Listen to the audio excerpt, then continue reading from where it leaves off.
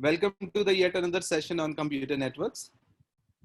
Today we will continue the yesterday's topic, that is digital to analog conversion. Yesterday we discussed amplitude shift keying and frequency shift keying. Today we will discuss the phase shift keying and quadrature amplitude modulation.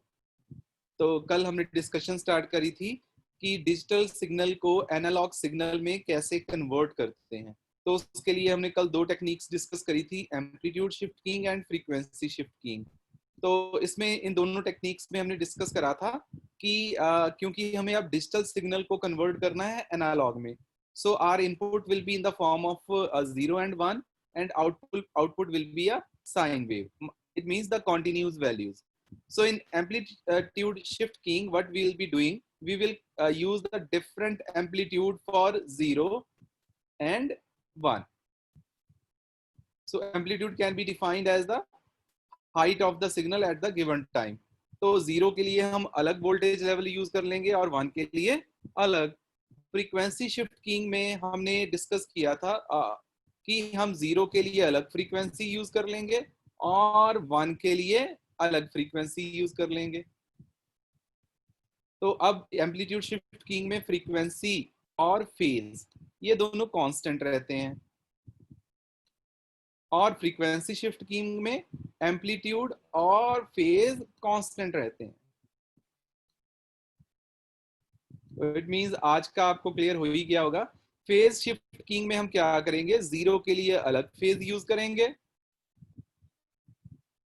और 1 के लिए हम अलग phase use करेंगे और frequency और amplitude को constant रखेंगे। और एम्पलीट्यूड और फेज के कॉम्बिनेशन को हम क्वाड्रेचर एम्पलीट्यूड मॉड्यूलेशन कहते हैं, दोनों के कॉम्बिनेशन को यूज करेंगे। बट उससे पहले हम डिस्कस करते हैं phase shift keying. So in phase shift keying we will use the different phases for 0 and 1। तो फेज क्या होता है, सबसे पहले ये हमें पता होना चाहिए। Now suppose this is your time on x axis and on y axis you have the signal. So the phase can be defined as the starting angle of the signal with respect to time 0। अगर time 0 पे signal यहां से start हो रहा है इस point से, so this is called 0 degree.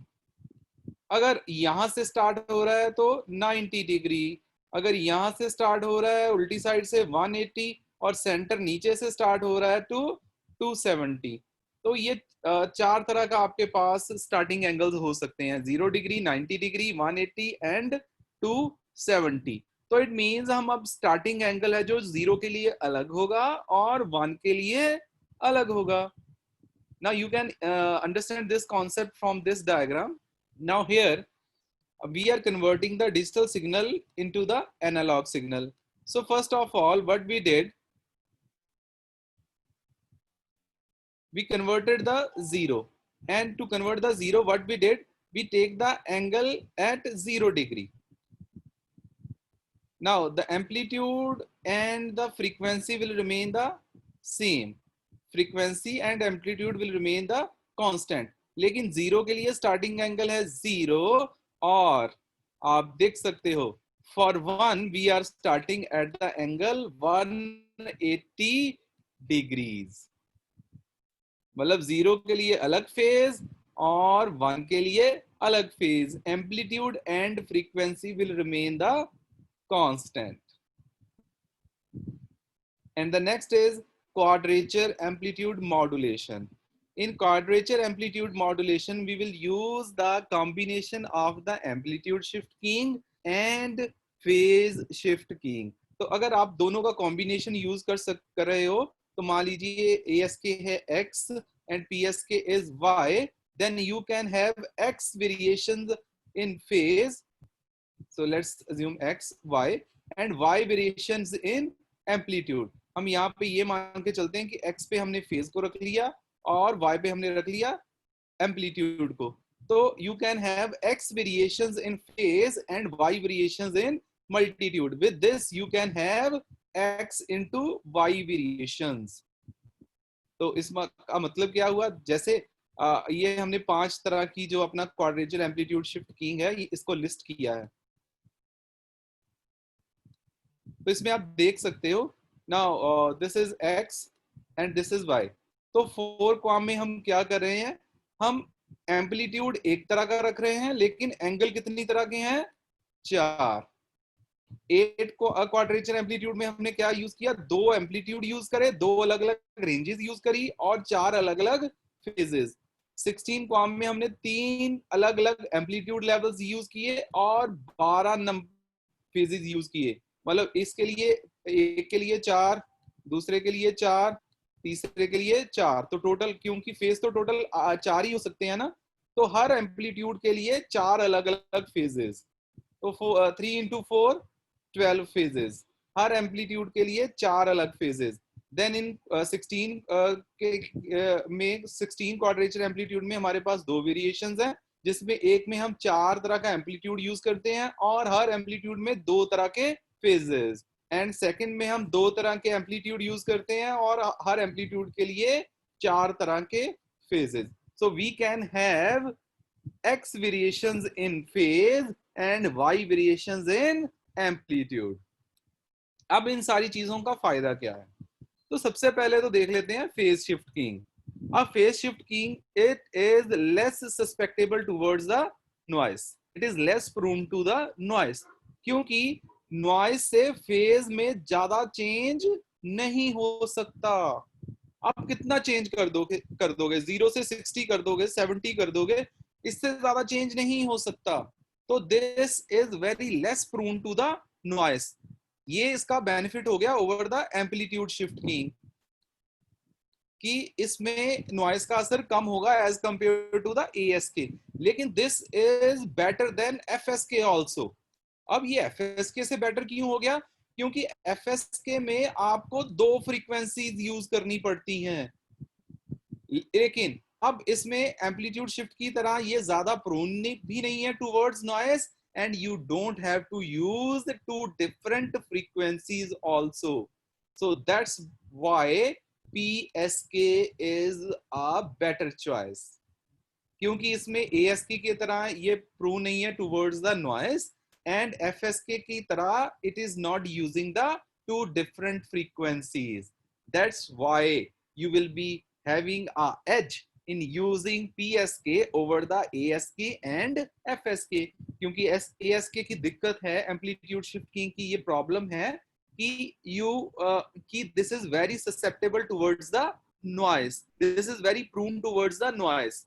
और एफएसके की प्रॉब्लम क्या है कि आपको 2 अलग अलग फ्रीक्वेंसीज यूज करनी पड़ती हैं, लेकिन फेज शिफ्ट कीइंग में ये दोनों दिक्कतें नहीं है। This is less susceptible towards the noise, and in PSK you will not be using 2 different frequencies. और अब क्वाड्रेचर एम्पलीट्यूड का बेनिफिट क्या हो गया, अब हमें ये पता है कि जो एएसके है this is very prone to the noise, लेकिन जो फेज एम्पलीट्यूड शिफ्ट कीइंग है this is less prone to the noise. अब इन दोनों के कॉम्बिनेशन को यूज करने से हमें दोनों के फायदे हो जाएंगे। एएसके का जो के हाइड कर लेगा, और पीएसके के अलग अलग फेसेस हम अलग अलग एम्पलीट्यूड के साथ यूज कर सकते हैं, जिसके कारण हम मल्टीपल सिग्नल्स को ट्रांसमिट कर सकते हैं एट द सेम टाइम। क्योंकि किसी सिग्नल के लिए हम कुछ एम्पलीट्यूड रखेंगे, और क्योंकि एम्पलीट्यूड में नॉइस के चांसेस रहते हैं, लेकिन उसमें भी डिफरेंट डिफरेंट फेजेस हो सकते हैं। तो मल्टीपल सिग्नल्स को हम ट्रांसमिशन करने के लिए हमारे पास ज्यादा वो इंडिपेंडेंस आ जाती है, हमारे पास ज्यादा प्रोविजन रहती है, और इसमें नॉइस के चांसेस कम रहते हैं, और मल्टीपल सिग्नल्स को हम ट्रांसमिट कर सकते हैं। So these are the main advantages of the quadrature amplitude modulation, but इसका प्रोसेस थोड़ा सा कॉम्प्लिकेटेड होगा। this is the only drawback. So that's it with the today's session। हमने आज डिस्कस किया जो हमारा कल के टॉपिक्स को हमने कंटिन्यू करा, और डिजिटल टू एनालॉग कन्वर्जन में हमने कल डिस्कस कर लिया था amplitude shift keying and frequency shift keying.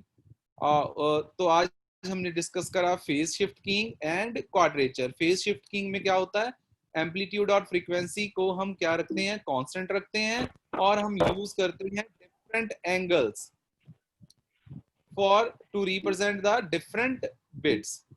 तो जैसे आप यहाँ पे देख सकते हो 0 degree for 0 and 270 degree for the 270 degree for the